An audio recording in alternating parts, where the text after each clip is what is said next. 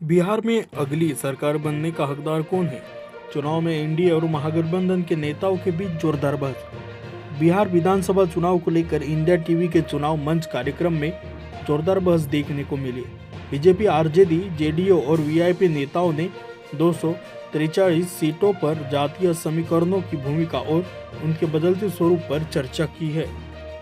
बिहार में विधानसभा चुनाव का बिगुल बज चुका है और सभी पार्टियां अब अपनी राजनीतियों पर काम करना शुरू कर चुकी है। एनडीए और महागठबंधन दोनों का दावा है कि बिहार में अगली सरकार उन्हीं की होगी। हालांकि ऊंट किस करवट बैठेगा, यह तो 14 नवंबर 2025 को तभी पता चलेगा जब वोटों की गिनती होगी और चुनाव के नतीजे आएंगे। सोशल मीडिया पर दिन भर चलने वाले कॉमनवेल्थ चुनाव मंच में विभिन्न सियासी दलों ने नेताओं ने जनता के सवाल के जवाब दिए हैं। फिलहाल इस मंच पर बीजेपी के अजय आलोक, आरजेडी के मृत्युंजय तिवारी, जेडीयू के राजीव रंजन और वीआईपी के देव ज्योति मौजूद हैं और जनता से जुड़े मुद्दे पर जवाब दे रहे हैं। एनडीए में कोई कंफ्यूजन नहीं है, स्थिति भी नहीं बनी। चर्चा के दौरान बीजेपी के प्रवक्ता अजय आलोक ने कहा कि एनडीए ने महागठबंधन से काफी पहले सीटों का बंटवारा कर लिया है और कोई कंफ्यूजन की स्थिति नहीं है। उन्होंने कहा कि ऐसा इसलिए है कि गठबंधन के सभी घटक दल चाहते हैं कि बिहार का विकास हो। उन्होंने कहा कि हमारे गठबंधन के दोनों बड़े चेहरे प्रधानमंत्री नरेंद्र मोदी और मुख्यमंत्री नीतीश कुमार दोनों ऐसे नेता हैं जिनके चरित्र, ईमान और नीति पर पूरे देश और बिहार को भरोसा है।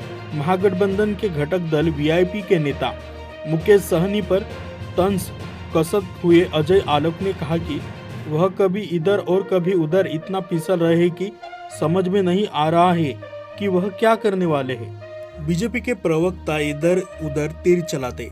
चर्चा को आगे बढ़ाते हुए आरजेडी के प्रवक्ता मृत्युंजय तिवारी ने कहा कि लोकतंत्र के महापर्व की घोषणा हो चुकी है और आज पहले चरण के लिए नामांकन की प्रक्रिया समाप्त हो चुकी है और महागठबंधन के उम्मीदवारों ने नामांकन कर दिया है। उन्होंने कहा, हमारी लड़ाई जनता लड़ रही है। बीजेपी के प्रवक्ताओं को खासियत है कि वे हवा में खूब बात करते हैं, इधर उधर तीर चलाते। यह कॉमेडी शो थोड़े ही हो रहा है। इनसे पूछिए कि बिहार क्यों बर्बाद हो रहा है। इनसे पूछिए कि बिहार गरीबी में नंबर 1 क्यों है, बेरोजगारी में नंबर 1 क्यों है, पलायन में नंबर 1 क्यों है, स्वास्थ्य व्यवस्था चौपट क्यों है, शिक्षा व्यवस्था चौपट क्यों है। इस पर कुछ नहीं बोलेंगे। बिहार आज सम्मानजनक ऊंचाई पर पहुंचा है। जेडीयू प्रवक्ता राजीव रंजन ने नीतीश कुमार की सरकार के काम गिनाते हुए कहा, आज बिहार देश में सबसे तेजी बढ़ने वाली अर्थव्यवस्थाओं में से एक है। नीतीश कुमार के 20 वर्षों के शासनकाल में हमने 16 बार 2 अंकों में ग्रोथ रेट दर्ज किया है। यह सौभाग्य बहुत कम राज्यों को हासिल होता है। जिस राज्य को राष्ट्रीय जनता दल ने गुमनामी के अंधेरे में पहुंचाया, आज के सम्मानजनक ऊंचाई पर पहुंचा है। आरजेडी शिक्षा की बात करती है। बिहार में 40 विश्वविद्यालय है। बिहार में 4 एयरपोर्ट है। 1,85,000 करोड़ की एक्सप्रेसवे और हाईवे की परियोजना है। बिहार देश सबसे उन्नत राज्यों में शामिल होने के मुहाने पर खड़ा है और ये चरवाहा विद्यालय वाले लोग 20 वर्षों के शासनकाल पर बात करते हैं। आज हम लोग तेजस्वी यादव के साथ हैं। वीआईपी के प्रवक्ता देव ज्योति ने कहा, हम इंडिया गठबंधन में है और इस जन्म में इसी गठबंधन में रहेंगे। 2020 में एनडीए और इंडिया गठबंधन में कुल 11-12 हजार वोटों का अंतर था।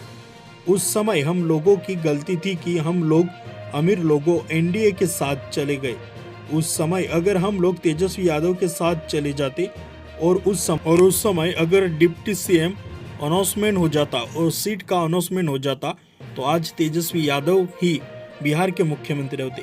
आज हम लोग तेजस्वी यादव के साथ हैं और वही बिहार के मुख्यमंत्री बनेंगे। यह अमीर और गरीब की लड़ाई है। अब गरीब जीतेगा और अमीर हारेगा। दोस्तों, वीडियो अच्छा लगा तो लाइक करें, चैनल पे नए हो तो सब्सक्राइब करें और ये वीडियो को